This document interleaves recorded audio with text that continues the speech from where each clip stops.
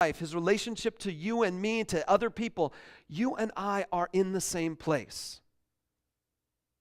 Is Jesus going to heaven? So are you. Is Jesus in right standing with the Father? So are you. Does Jesus have a perfect connection with the Holy Spirit of God in his heart? So are or can you. That's what he's talking about here. God has made you an heir. Let's go on to the next one. The next one is, I'll give you the title for this picture, is that pagans are slaves. Pagans are slaves. Beginning in verse 8, we read, "Formerly, when you did not know God, you were slaves to those who by nature are not God's." Paul just talked about himself. We were children. Now he's talking about the Galatians. You were slaves to those who by nature are not God's. But now that you know God, or rather are known by God, how is it that you are turning back to those weak and miserable principles? Do you wish to be enslaved by them all over again? Now hang on just a second, okay? Because there's something really different here. Paul was a Jew. The Galatians were not. Paul was enslaved to the basic principles of the world, he said, which by that he meant the law God had put out into the world. The way the world would work is the way that God created it to work, so the law of God is just living along the lines of how God created the world to work. That's the basic principles of the world. But the Galatians weren't Jewish. The Galatians were pagans. The Galatians believed that, when the vernal equinox happens, you worship Ishtar because she's bringing life to the earth again. She's redeeming the earth from the death of the winter and bringing spring back. And they believed that in the middle of winter, you would celebrate this other holiday because now the days were beginning to get longer again and they weren't so short anymore. And at harvest time, you would celebrate that particular day of harvest time. And they believed that you needed to worship idols and you needed to do rituals and you needed to get things done so that the gods would be okay with it. They were pagans. And Paul says, now you're turning back to those weak and miserable principles. But where we have to step back a little bit is this realization that there weren't any pagans trying to convince the Gentiles to become pagans again. Who were the bad people in Galatia trying to convince the people that they needed something in addition to Jesus? They were Jewish people trying to convince these former pagans that they needed to abide by the law of God. And Paul says that's turning back to those old principles. If this doesn't strike you as insane, then let me just spell it out for you. Paul is saying that the Jewish law is equivalent to paganism once Jesus has come. Now that Jesus has come, the law was to point people to Jesus. And so if the law is now taken by itself, it is just a bunch of principles. Just as much as paganism is just a bunch of principles. And the Jewish people would be like, no, Paul, don't you dare call me a pagan. Don't you dare compare me to them. They worship Ishtar on this special day. We don't do that. We have the Passover on nearly the same day, and we celebrate the moment when God redeemed his people from the land of Egypt, not redeeming the earth from winter. We celebrate that day. But we celebrate other days too, but Paul is saying it's the same deal. In fact, if you look at the very next verse here, verse 10, he says, you're observing special days and months and seasons and years. I fear for you that somehow I've wasted my efforts on you.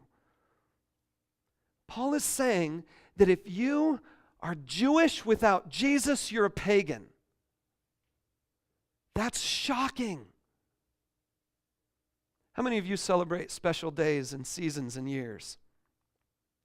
Yeah, birthdays. I celebrate birthdays. I celebrate Christmas. I have a friend, he's a pastor, who doesn't do gifts for family on Christmas Day. They celebrate Jesus' birthday on December 25th, and then they do gifts on January 6th. I can't do that because my daughter's birthday is on January 6th, so that would not really work so well. But that's just the tradition they do. It's a special day. Here's the deal. Is it wrong to celebrate on a particular day? Yes, if you're doing it because it's the day. And you're not doing it because of what it stands for you. We celebrate birthdays not because that day is magical, not because the day is special, not because if we don't celebrate on that day, something bad is going to happen, but because we like the person. We celebrate Jesus' birth, and it just so happens that most of us say, hey, December 25th is a good time to do that. We celebrate things like that. If we're celebrating the day, do you come to church because it's Sunday or because it's worshiping God? If you're celebrating the day, you're a pagan. Now, all of us celebrate Fridays. And so I thought that just because I'm talking about celebrating days, I would share with you a clip from Glee when they're singing about a wonderful song, about a wonderful day and a bunch of other days. Can you guys go ahead and play that for us?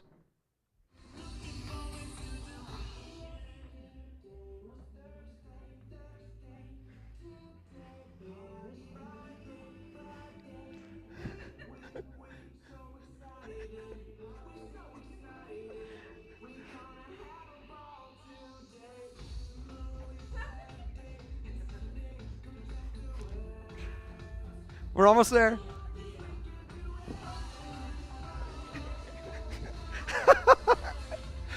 I just love this song. I'm sorry. Okay, so that's it. That's enough. How many of you have you seen the Rebecca Black video on YouTube? It's got like 15 million thumbs downs on it just because it's so bad. But anyway, Friday, gotta get down on Friday. Everybody's looking forward to the weekend. If it's because it's Friday, you're a pagan. If it's because of something else going on, the meaning or significance that your life has, that's different. Or what Jesus is bringing into your life, that's different. Okay, let's move on. So paganism is slavery. The third one, Paul gives them this picture, is that coercion is slavery. Look at this one. He's in verse 12. I plead with you, brothers, become like me, for I became like you. You've done me no wrong. As you know, it was because of an illness that I first preached the gospel to you. Even though my illness was a trial to you, you did not treat me with contempt or scorn. Instead, you welcomed me as if I were an angel of God, as if I were Christ Jesus himself. What has happened to all your joy? I can testify that if you could have done so, you would have torn out your eyes and given them to me.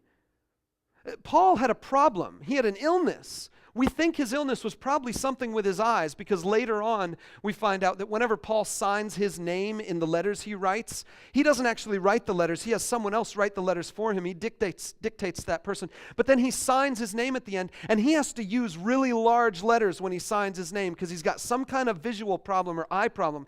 And he says that the Galatians loved him so much they would have torn out their eyes to give to him. Now that's love. That's love. They loved Paul. That's not slavery. When you love someone and you sacrifice for that person, that's a completely different thing than slavery. That's the most beautiful form of freedom. When my wife was pregnant, my thoughts went all the way back to Little House on the Prairie when I saw one of these girls on Little House on the Prairie grow up and get married, and then she was pregnant, and then she was craving things, and one of the things she was craving was pickles in maple syrup. And I don't know if you saw that episode, but it was pickles and maple syrup. And that stuck in me for my whole life. And so when my wife got pregnant, I was like, yes, it's time for the weird. It's time for the strange. I'm ready to do this. So, 2 o'clock in the morning, I'd like tap her and be like, do you need me to go get you anything? I could go to get you some pickles and vanilla ice cream or Doritos or something. You need anything? And she'd be like, no, go to sleep. And so for months, she had nothing for me until we're at 8 months down in this process. And I've been bugging her this whole time. And she finally says, fine, go to KFC and get me some mashed potatoes. So I went to KFC and I bought the biggest darn tub of mashed potatoes that KFC would give me, and I brought them home, and I was like, finally, I've been able to do something for you, because, that's the only thing guys really do during pregnancy. They stand by the side, they make stupid comments, and every now and then they go to the store. It's just kind of the way it goes. But it's love, okay? What's going on here is something different. See what Paul says. He says, have I now become your enemy by telling the truth? Those people are zealous to win you over, but for no good. What they want is to alienate you from us so that you may be zealous for them. It's fine to be zealous, provided the purpose is good, and to be so always, and not just when I'm with you. But dear children, for whom I'm again in the pains of childbirth until Christ is formed in you, how I wish I could be with you now and change my tone because I'm perplexed. Paul says, listen, you loved me so much, and now these people are trying to coerce you into following them. It's not even about the law. It's about following them. Don't let the people coerce you into being their slaves. One more picture. And the last picture is the most remarkable of all. Paul says this, law followers are slaves. Law followers are slaves. And again, try to put yourself in the mindset of the Old Testament-minded Jewish person and see, if you are familiar with this story, you'll begin to see some things come to light. Verse 21, tell me, you who want to be under the law, are you not aware of what the law says? For it is written that Abraham had 2 sons, one by the slave woman and the other by the free woman. His son by the slave woman was born in the ordinary way, but his son by the free woman was born as the result of a promise. God made a promise to Abraham, I'm going to give you a son. Abraham said, okay, well, let's get this thing done. His wife had been barren for their entire marriage, and God still didn't give him a son. And so as a result, Abraham said, well, you know what? Let's just figure out some way to get this done. And his wife had a servant, and back then in that day, it was culturally acceptable for you to use another woman as a surrogate mom, but there wasn't any in vitro fertilization. He had to do it the natural way. And so he took this other lady kind of as a surrogate wife-ish kind of thing, and he had a child with her. Her name was Hagar. She was a slave, and the child that was born is Ishmael. In fact, to this day, the Muslims of today and the Arabs today trace their lineage to Ishmael. They believe they're children of Abraham because they've come through the line of Ishmael. Well, God said to Abraham, that's not my plan. That's not what I intended. I wanted to do a miracle for you. It's your wife Sarah who's going to have this child. So eventually she did become pregnant, and they had a child named Isaac, which means they laughed at God or something along those lines because they thought it was funny that God was going to do it that miraculous way. So they have this child named Isaac. And Isaac was a child of a miracle and a promise, and Ishmael was a child of a slave woman and natural means.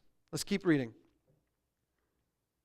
These things may be taken figuratively, for the women represent 2 covenants. One covenant is from Mount Sinai and bears children who are to be slaves. This is Hagar. Now, Hagar stands for Mount Sinai in Arabia and corresponds to the present city of Jerusalem because she is in slavery with her children. But the Jerusalem that is above is free, and she is our mother. For it is written, be glad, O barren woman who bears no children. Break forth and cry aloud, you who have no labor pains.